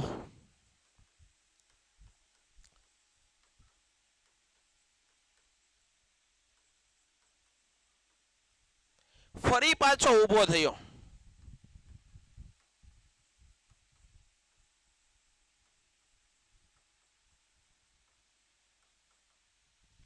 તો આપણે ઘણું બધું વેઠ્યું છે, ઘણું બધું સહન કર્યું છે. સમજાણું? તો હવે આપણે એક પછી એક જોઈએ. પહેલી વસ્તુ ઉદારીકરણ. બરોબર, જોજો, ઉદારીકરણ. મેં કીધું પહેલી નીતિ કઈ વાપરી? ડોક્ટર મનમોહન સિંહે 1991 ની ઔદ્યોગિક નીતિ આવી એ પહેલા મોટા ઉદ્યોગો, ફેક્ટરી. આ ઉદારીકરણની નીતિ એટલે શું ખબર? ઉદાર બનવું. ઉદાર બનવું. શું બનવું? ઉદાર બનવું. કોએ ઉદાર બનવું? કોણે ઉદાર બનવાનું છે? તો કે ભાઈ સરકારને. કોને માટે? કોના માટે ઉદાર બનવાનું છે? તો કે ભાઈ ઉદ્યોગપતિઓ,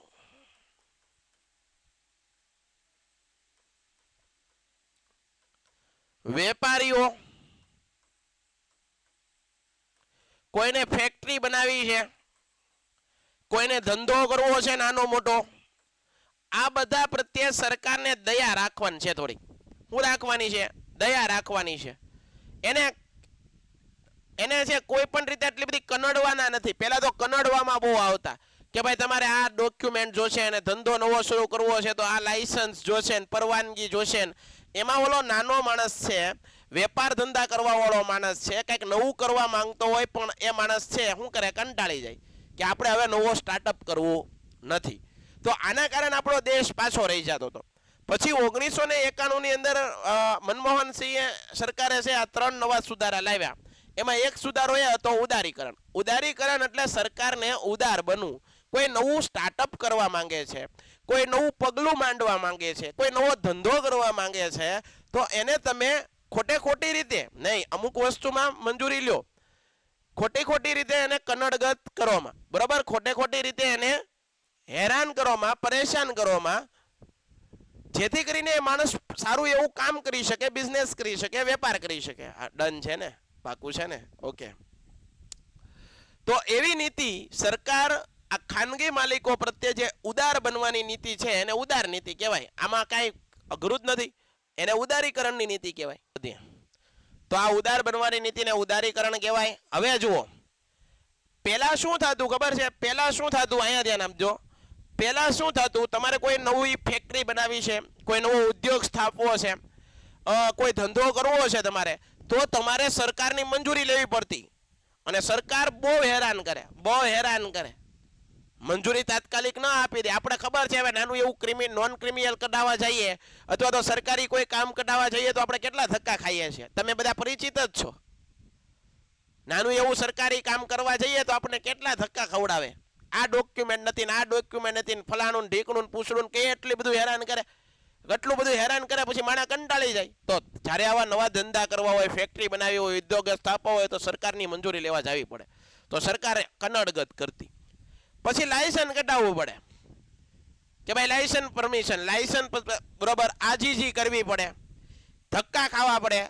આ બધી વસ્તુ છે ને એના કારણે નવો વેપાર કરવો હોય, નવું સ્ટાર્ટઅપ કરવું હોય તો એ કરતા નહીં, લોકો કંટાળી જતા. પરિણામે આ ઉદારીકરણની નીતિ દરમિયાન શું થવા માંડ્યું? આ બધી વસ્તુ છે એમાં અમુક જરૂરિયાત પૂરતું સરકાર તમને સજેશન આપે, જરૂરિયાત પૂરતું સરકાર છે એ દખલ કરે.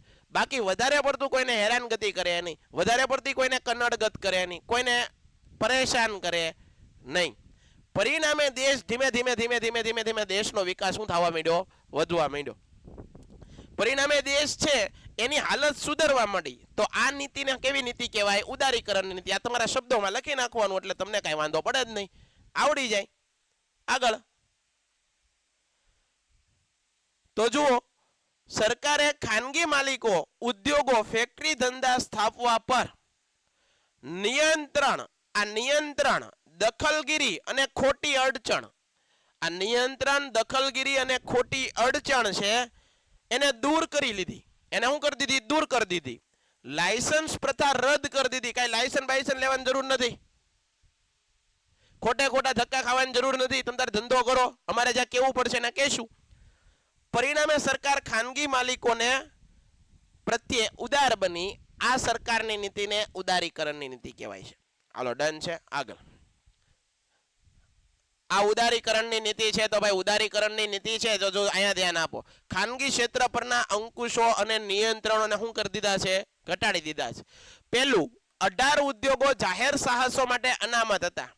સમજો, 18 ઉદ્યોગ એવા હતા કે જે જાહેર સાહસો માટે અનામત હતા. તો એની માલિકી કોની હતી? સરકારની. તે સિવાયના અન્ય ઉદ્યોગો પરવાની લેવાની નથી. 18 એવા ઉદ્યોગો. આ ઉદારીકરણની નીતિમાં એક નિયમ તમારે શું યાદ રાખવાનો?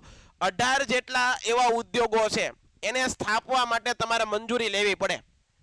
દાખલા તરીકે અગત્યના જે 18 દાખલા તરીકે કોઈ જગ્યાએ પરમાણુ બરોબર છે ન્યુક્લિયર મળી આવ્યું છે, કોઈ જગ્યાએ એવા ખનીજો મળી આવ્યા છે, તો એ આપણે સરકારને દખલગીરી કરવી પડે, પૂછવું પડે. આપણા ખેતરમાંથી ખનીજો મળી આવ્યા છે તો સરકારને કહેવું પડે. તો 18 જેટલા એવા ઉદ્યોગો છે, 18 જેટલા એવા જાહેર સાહસો છે, એમાં કોની માલિકી છે? સરકારની. એમાં સરકાર છે સિવાય બીજા કોઈએ કરવાનું નથી. 18 જેટલા સાહસો.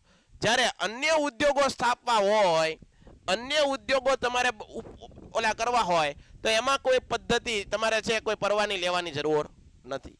ડન છે. આ પહેલી છૂટ આપી. બીજી છૂટ, જેવા કે 18 ઉદ્યોગોની અંદર કયા કયા? તો કે ભાઈ રેલવે છે. રેલવે બાબતોની માલિકી કોની રહે? સરકારની. કોઈ જગ્યાએ અણુ ક્ષેત્ર, કોઈ દેશ સાથે અણુ બોમ્બ છે કે અણુ હથિયાર છે એની અવર જવર કરવી છે તો એની માલિકી સરકારની. સંરક્ષણ એટલે કે આર્મી, નેવી છે, પછી એરફોર્સ છે, બરોબર છે. પછી કોણ બાકી રહ્યું? નેવી, એરફોર્સ અને આર્મી. આ ત્રણેય છે. એમાં કોઈ મોટા નિર્ણયો લેવાના હોય એ બધું કરવાનું કોને? એમાં કોઈ ખાનગી માલિક આલે નહીં, સરકાર છે, એના માલિક સરકાર. આગળ આટલામાં સમજી જાઓ. ત્રીજી વસ્તુ, ઉદ્યોગો માટેની ફરજિયાત નોંધણી પ્રથા બંધ. તમારે ઉદ્યોગ સ્થાપવો છે તો એના માટે તમારે લાયસન્સ કઢાવવાની જરૂર નથી. લાયસન્સ કઢાવવાની જરૂર નથી. એટલે 18 કીધા ને, 18 સિવાય બીજે કઈ તમારે લાયસન્સ કઢાવવાની જરૂર નથી. લાયસન્સ પ્રથા નાબૂદ કરી દેવામાં આવી.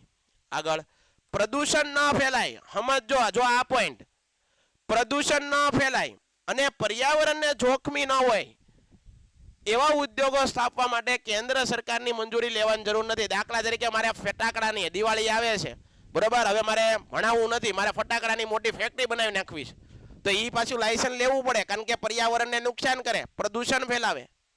તો જે ઉદ્યોગ છે એ પર્યાવરણને નુકસાન કરતા હોય, પ્રદૂષણ ફેલાવતા હોય તો એ માટે સરકારની મંજૂરી ફરજિયાત છે. પણ દાખલા તરીકે મારે એક સરસ મજાનો બગીચો બનાવવો છે, ગાર્ડન બનાવવું છે, એ કઈ પર્યાવરણને નુકસાન નથી કરતું, એ કઈ પ્રદૂષણ નથી ફેલાવતું, તો એવા ઉદ્યોગો માટે એવું કઈ સ્થાપવા કરવું હોય તો આપણે સરકારની પરમિશન લેવાની જરૂર નથી. કેટલાને સમજાણું? કેટલા લોકોને સમજાણું? તો આ પોઈન્ટ કેટલાને સમજાઈ ગયો ભાઈ? તો બસ આવી રીતે તમારે સમજતું જવાનું, લખતું જવાનું. એમાં શું વાંધો છે? 16મું ચેપ્ટર હોય તો શું થઈ ગયું? બરાબર છે. તો આ વસ્તુ તમારે યાદ રાખવાની. એના પછી આગળ જઈએ. ઉદારીકરણના લાભ શું થાય? આ ઉદારીકરણની નીતિ આવી 1991 પછી, આપણી હાલત સુધરી. એમાંની એક નીતિ હતી ઉદારીકરણની નીતિ. હવે આ ઉદારીકરણની નીતિથી થાય શું? તો કે ભાઈ એક તો ખાનગી ક્ષેત્રને થોડુંક સ્પેસ મળે. કોઈ ખાનગી માલિકો હોય એના ઉપર કોઈ ટોર્ચર કરવા વાળું નહીં, એટલે એ પોતે ખુલ્લીને વિકાસ કરી શકે. એ પોતે પોતાનો બિઝનેસ, પોતાનો ધંધો, પોતાનું સ્ટાર્ટઅપ એ વ્યવસ્થિત રીતે કરી શકે. તમારી ઉપર કોઈનું દબાણ ન હોય, કોઈનું ટોર્ચરિંગ ન હોય, તો તમે સારું કામ કરી શકો. હે ને? સમજાય છે ને? તો આ એક ફાયદો થયો. અને ઉત્પાદન વધ્યું. જુઓ તમે, તમારી ઉપર તમને જો સ્પેસ આપવામાં આવે, તમને જો વ્યવસ્થિત કામ કરવામાં આવે, ટોકે ટોક કરવામાં આવે, તો એનું કામ આટલું બધું સારું એવું ન કરી શકે. પણ અહીંયા તો તમને સ્પેસ આપી દીધી, તમને સારી રીતે તમારું કામ મનથી કરવા દે છે, તો ઉત્પાદન વધ્યું. ઉદારીકરણની નીતિનો સ્વીકાર કરવાથી વિદેશી વ્યાપારને બળ મળ્યું. વિદેશી વ્યાપાર વધ્યો. આપણા જે બિઝનેસમેનો છે, ઉદ્યોગપતિઓ છે, એ વિશ્વના બિઝનેસમેનો સાથે વાતચીત કરીને કંઈક ધંધો આગળ વધાર્યો. બરાબર. વિદેશી હુંડિયામણ. વિદેશી હુંડિયામણ એટલે હું? વિદેશી રૂપિયા અથવા નાણું. વિદેશી રૂપિયા અથવા નાણું. આપણે અમેરિકા સાથે વેપાર કરીએ તો અમેરિકાનો રૂપિયો આપણા ભારતમાં આવે. આવે કે ન આવે?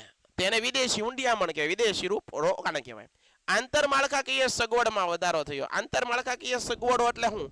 ભાઈ લોકોનું જીવન ધોરણ સુધરે તો સુવિધાઓ વધે કે નહીં? લોકો થોડોક આમ સુધારો આવે કે નહીં? હે ને ભાઈ? હા, બસ. તો આવું બધું હવે લખવાનું છે. આ મોસ્ટ આઈએમપી છે ભાઈ, યાદ રાખજો. આગળ, ગેરલાભ. ઉદારીકરણના ગેરલાભ શું થયા?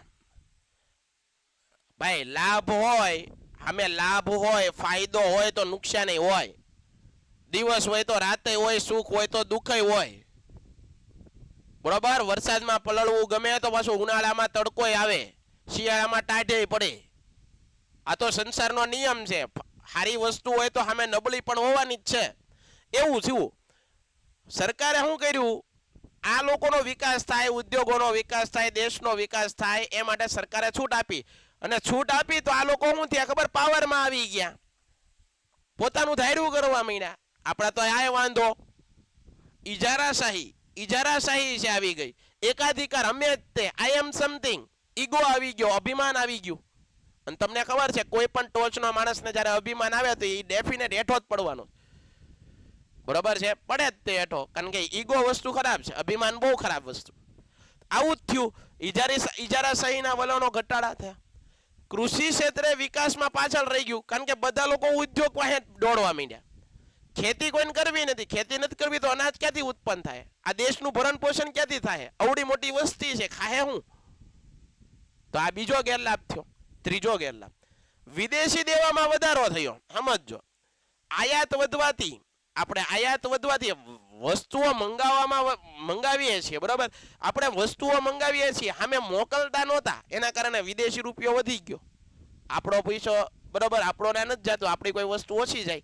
અત્યારે જુઓ તમે, કોઈ પણ વસ્તુઓ છે મોટા ભાગની વિદેશી, બધી મોબાઈલ વાપરીએ છીએ, આપણા ક્યાં છે આમાં? ઓછા હાવ, મોટા ભાગની કંપનીઓ બહારની, બરાબર છે? તો આ એના ગેરલાભ થયા. તો આવી રીતે તમારે તૈયારી કરી લેવાની વ્યવસ્થિત રીતે. થોડોક સમય લાગે વાંચવામાં, પણ સમજતું વાંચવાનું. બીજી વસ્તુ એ કે ગોખવાની ટ્રાય ક્યારેય ન કરવી.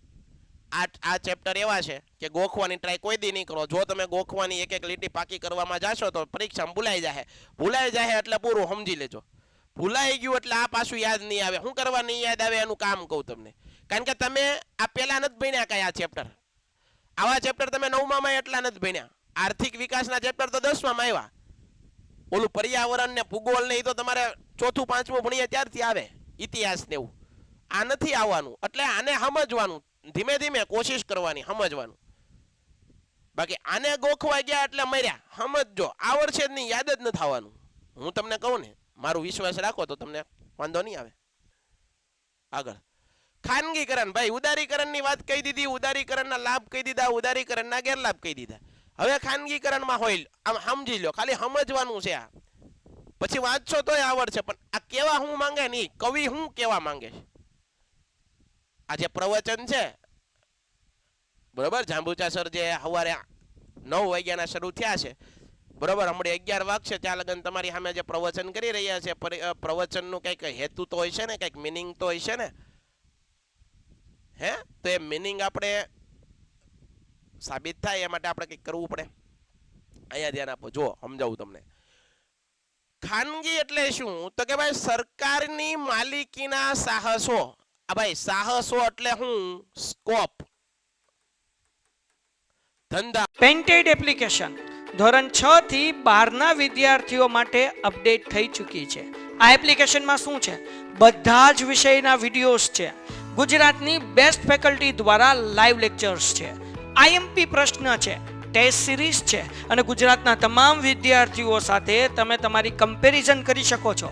ગેમિફિકેશન છે અને બીજું ઘણું બધું. તો તમે એપ્લિકેશન ડાઉનલોડ ન કરી હોય તો ડિસ્ક્રિપ્શનમાં લિંક આપી છે. હમણાં જ પ્લે સ્ટોર ઉપર જાઓ અને એપ્લિકેશન ડાઉનલોડ કરો. ઘરે બેઠીને સરસ મજાનું ગુજરાતની જોરદાર ફેકલ્ટી સાથે ભણો, સારા માર્ક્સે પાસ થાઓ. જેની માલિકી સરકાર છે, જેની માલિકી ઓલા 18 સાહસો કીધા હતા ને, 18 જેટલા એવા ઓલા હતા કે એની માલિકી કોની હતી? સરકારની. તો સરકારની માલિકીના જે સાહસો છે, જે ઉદ્યોગો છે, જે સરકારના, ટૂંકમાં સરકારની એના ઉપર પકડ છે, એનો વહીવટ સરકારના હાથમાં છે, એનો ઇજારો સરકારના હાથમાં છે, એમાં સર્વે સર્વા બધું એનું નિર્ણય કરવાની શક્તિ કોની આગળ છે? સરકારની. એવા ઉદ્યોગોને શું કહેવાય? સરકારની માલિકીના સાહસો. આ સરકારની માલિકીના સાહસો છે, એને કોઈ કરાર કરીને, કોઈ કોન્ટ્રાક્ટ કરીને કે ભાઈ 1 વર્ષ પૂરતા સરકાર એમ કે અમે તમને આપીએ છીએ, તમારે અમને વર્ષે આટલા રૂપિયા આપી દેવાના. આ 1 વર્ષ પૂરતો કરાર છે. દાખલા તરીકે ભાવનગરનું એસટી સ્ટેન્ડ છે, એનો વહીવટ સરકાર કરે છે. તો કોઈ ખાનગી કંપની એમ કહેતી હોય કે સાહેબ અમે છે આ તમારું એસટી છે એને અમે કરાર આધારિત દેવા માંગીએ છીએ, એનો અમારે સારો એવો વહીવટ કરવો છે, તો આપશો તમે? સરકાર એમ કે આટલા પૈસા થાય, વર્ષે અમને આટલા આપી દેવાના. કરાર કરો, કોન્ટ્રાક્ટ કરો, એગ્રીમેન્ટ તૈયાર કરો.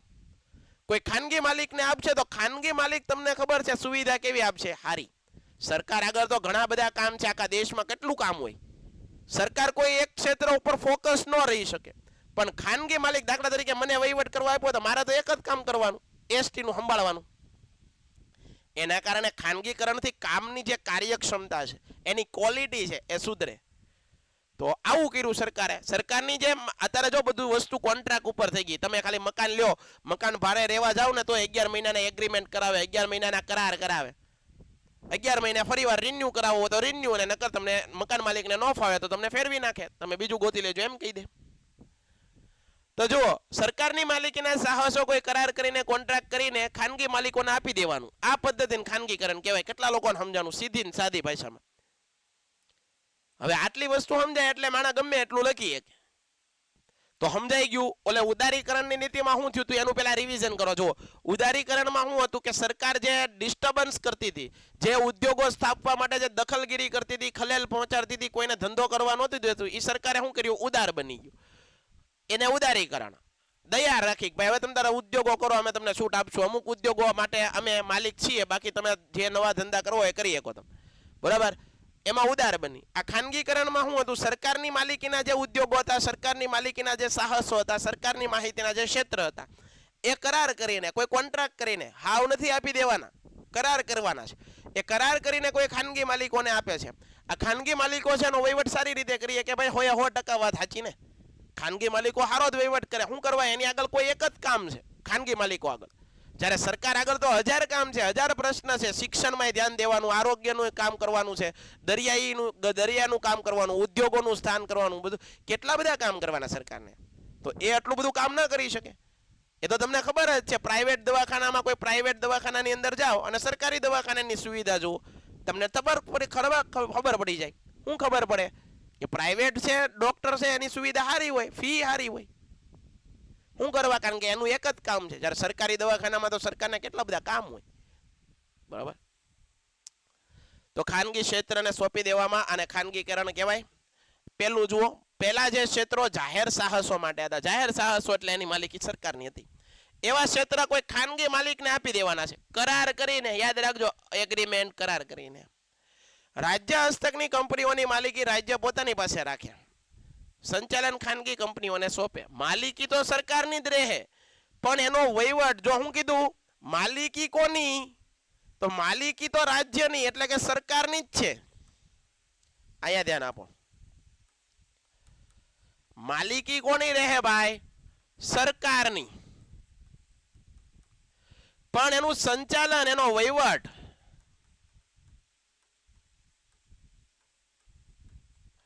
એની દેખરેખ ઈ કોણ કરશે? ખાનગી માલિકો.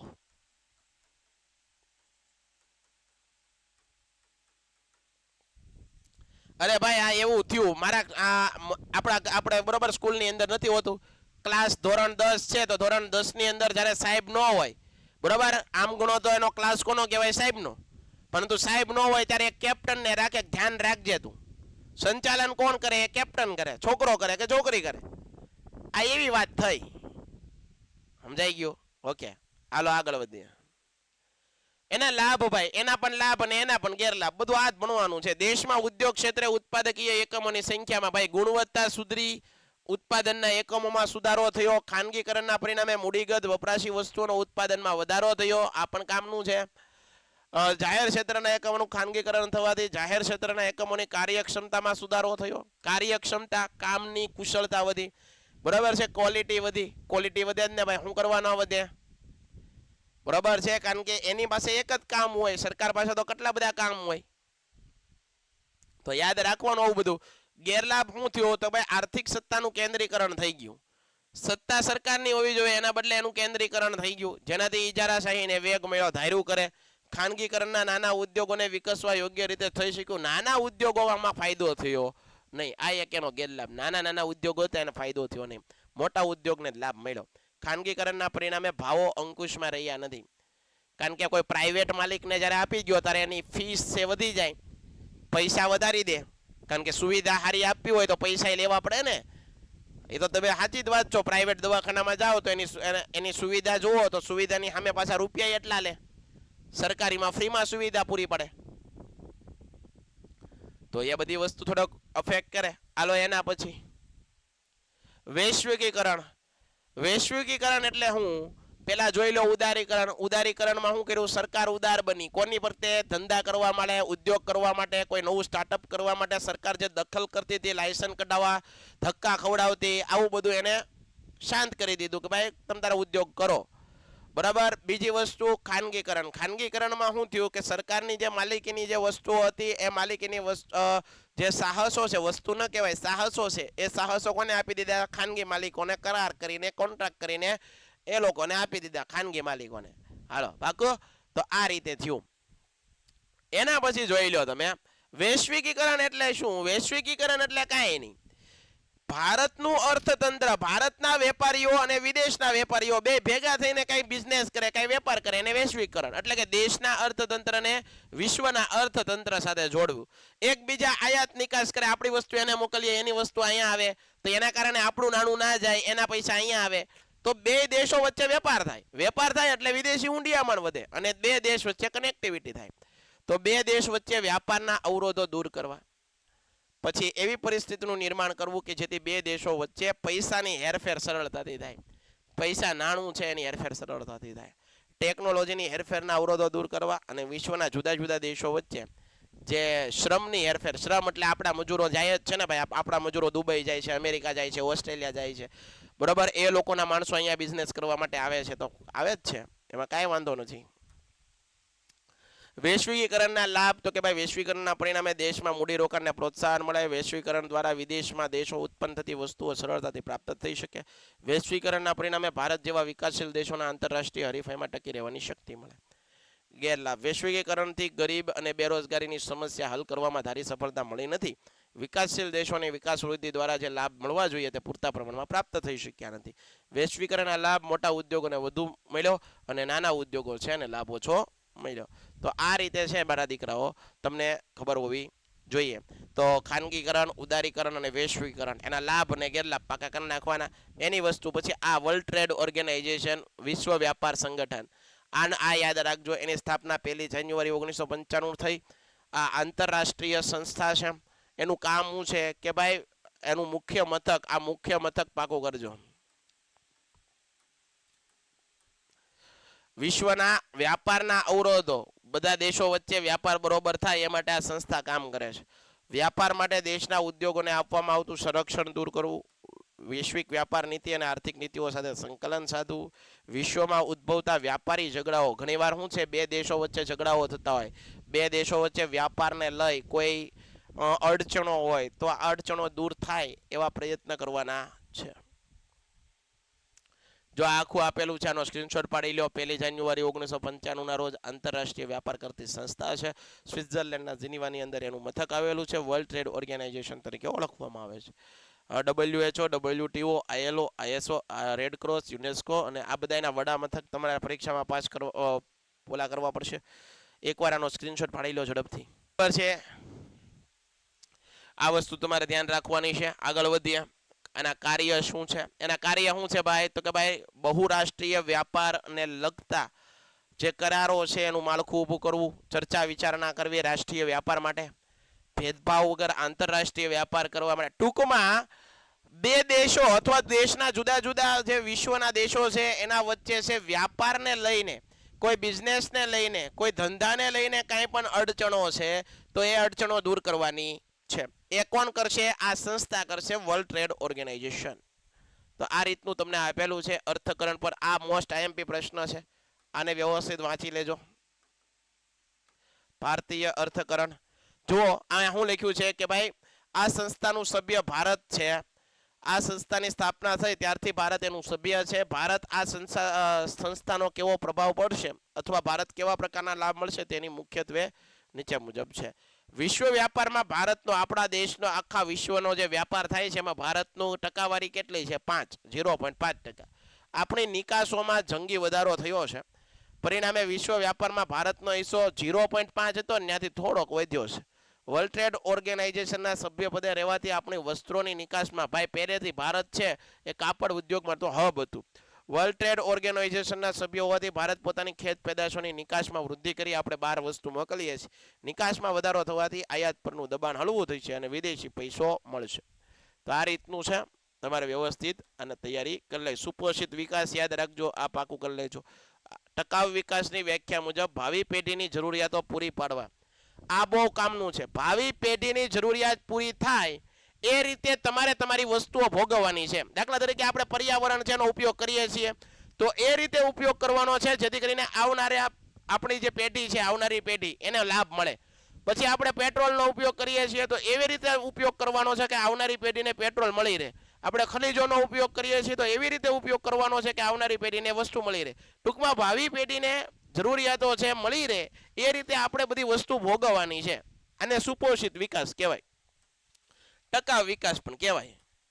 તો આ રીતે તમારે છે આને વ્યવસ્થિત રીતે તૈયાર કરી લેવાનું છે. બરોબર છે?